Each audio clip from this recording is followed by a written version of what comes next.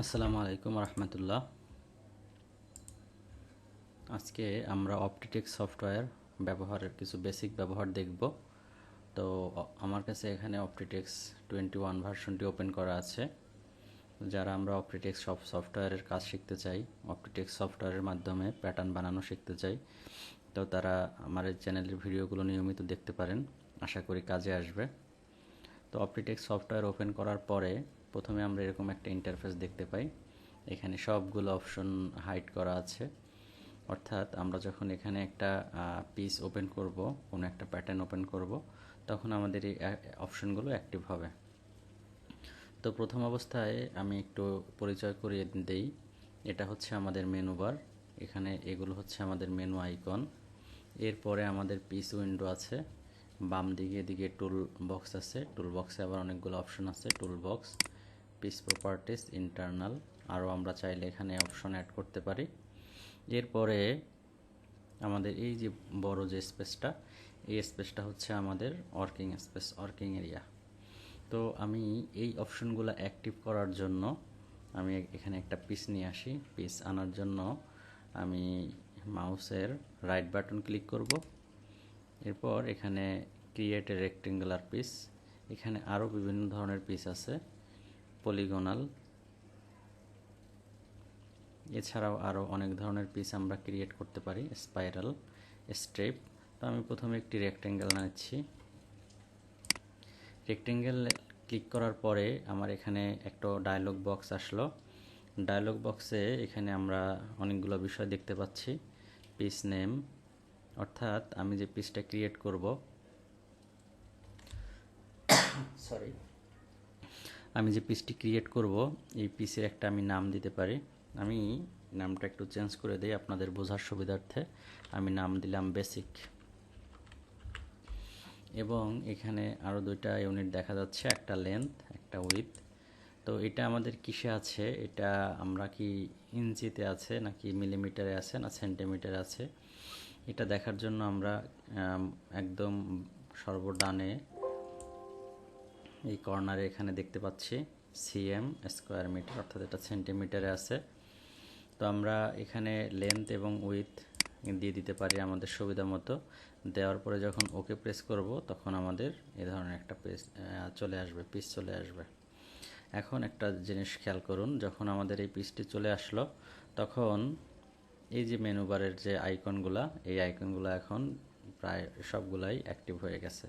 অর্থাৎ আমরা এই আইকনগুলো ব্যবহার করে এখন এই পিসের উপরে বিভিন্ন কাজ করতে পারবো। তো আমি আস্তে আস্তে এই একদম শুরু থেকে শেষ পর্যন্ত সবগুলো আইকনের ব্যবহার দেখাবো। অর্থাৎ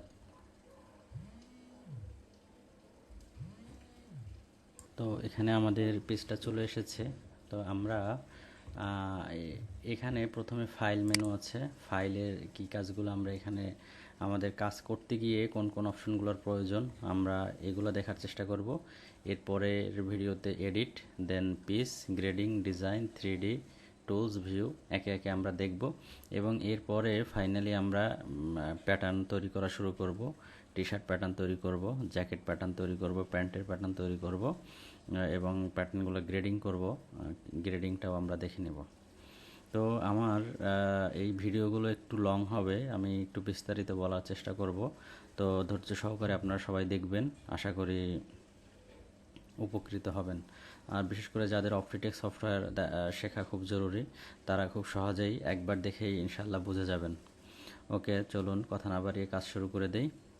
তো আমাদের এখানে ফাইলের এখানে নিউ, অর্থাৎ এই নিউটা হচ্ছে এই যে আমার যে একটা ওয়ার্ক স্পেসে যে একটা কাজ আছে, এখানে যে একটা কিছু একটা আছে, একটা স্টাইল আছে অথবা একটা পিস আছে, এই পিসটা চলে যাবে এবং নতুন আর একটা ওয়ার্ক স্পেস চলে আসবে। তো এই পিসটা চলে যাওয়ার সময় আমাকে একটা ওয়ার্নিংয়ে মেসেজ দিবে যে আমি এটা সেভ করতে চাচ্ছি কি না।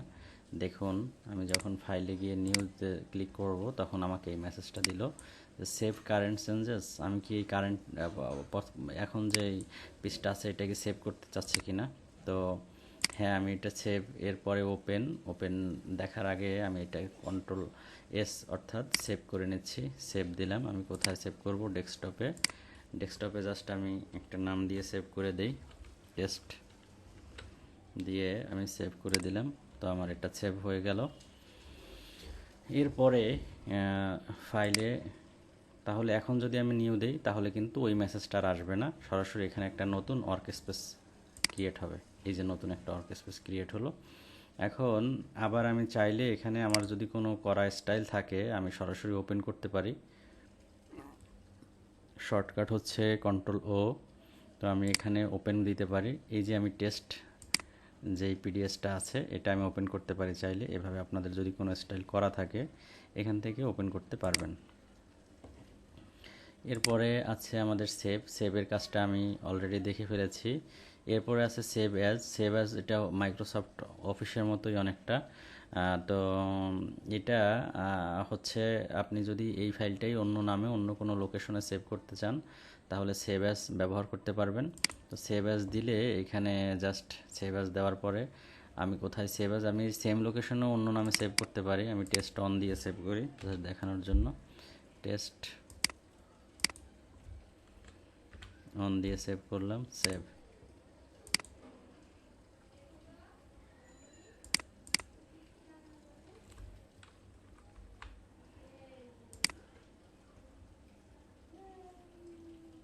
আমি লোকেশনটা একটু চেঞ্জ করে দিতে পারি। হ্যাঁ, সেভ হয়ে গেছে। ওকে, তো আমরা save as merge style file. আমার যদি দুইটা স্টাইল থাকে আলাদা আলাদা, দুইটা স্টাইল যদি আমি একত্র করতে চাই তাহলে আমরা এই মার্জ স্টাইল ফাইল ব্যবহার করতে পারি। এখান থেকে মার্জ স্টাইল ফাইল সিলেক্ট করে অন্য যে আমার একটা স্টাইল এটা জাস্ট ওপেন দিলে এখানে যেহেতু একই এজন্য আলাদা কিছু আসে নেই।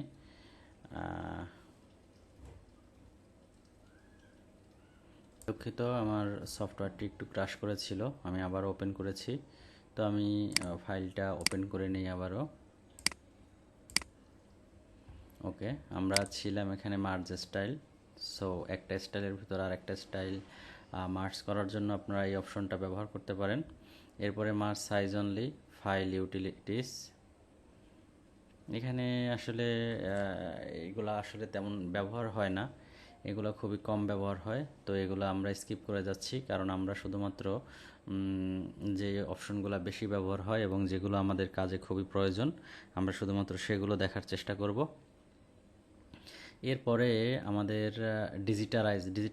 ডিজিটালাইজ বোর্ডও এখন খুব কম ব্যবহার হয়, খুবই কম ব্যবহার হয়। প্রথম দিকে ডিজিটালাইজ ব্যবহার হতো যখন প্যাটার্ন মাস্টাররা ম্যানুয়ালি প্যাটার্ন করতো এবং সেটা ডিজিটালাইজ করা হতো। এখন সবাই মাস্টার প্যাটার্ন সফটওয়্যারই তৈরি করে, সেটাও ব্যবহার হয় না বললেই চলে। কিন্তু ডাটা এক্সচেঞ্জ এই অপশনটা আমাদের প্রচুর পরিমাণে কাজে লাগবে। অর্থাৎ বায়ার যখন অন্য কোনো ফরম্যাটে অর্থাৎ ডিএক্সএফ প্যাটার্ন আমাদেরকে দিবে তখন আমরা এখান থেকে এই ইম্পোর্ট ক্যাড ফাইল এবং আমরা যখন আমাদের প্যাটার্ন বায়ারকে ডিএক্সএফ করে দিব তখন এক্সপোর্ট ক্যাড ফাইল আমরা এই দুইটা অপশন ব্যবহার করব। এবং এই দুইটা অপশন নিয়ে আমি পরবর্তীতে একটা মানে একদম কমপ্লিট ভিডিও দিব, কারণ এখানে এই বিষয়গুলো একটু খুঁটিনাটি দেখানো উচিত।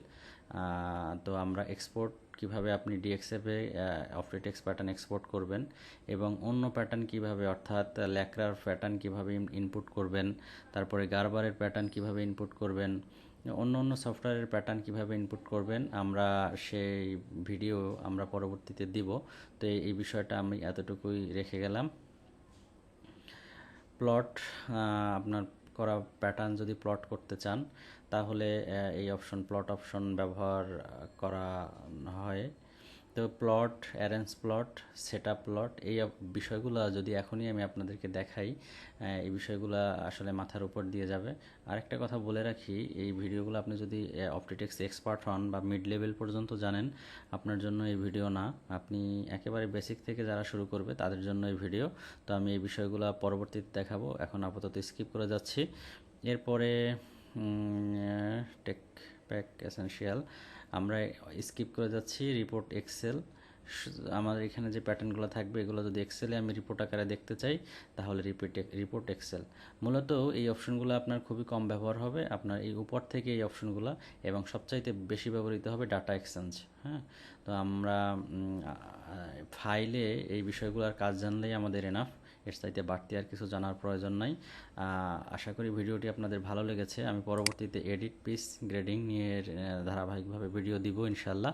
তো গার্মেন্টস ক্যাড সলিউশন ইউটিউব চ্যানেলটির সাথেই থাকবেন, এবং ভিডিওটি যদি আপনার ভালো লেগে থাকে তাহলে আপনার বন্ধুদের মাঝে শেয়ার করে দিবেন, এবং সাবস্ক্রাইব এবং লাইক কমেন্ট করতে ভুলবেন না। আপনার যদি কোনো বিষয় বুঝতে সমস্যা হয় বা আরও ডিটেলসে জানতে চান তাহলে অবশ্যই কমেন্ট করবেন। ইনশাআল্লাহ আমি ভিডিও তৈরি করার চেষ্টা করব রেগুলারে। ধন্যবাদ সবাইকে। আসসালামু আলাইকুম ওয়া রাহমাতুল্লাহ।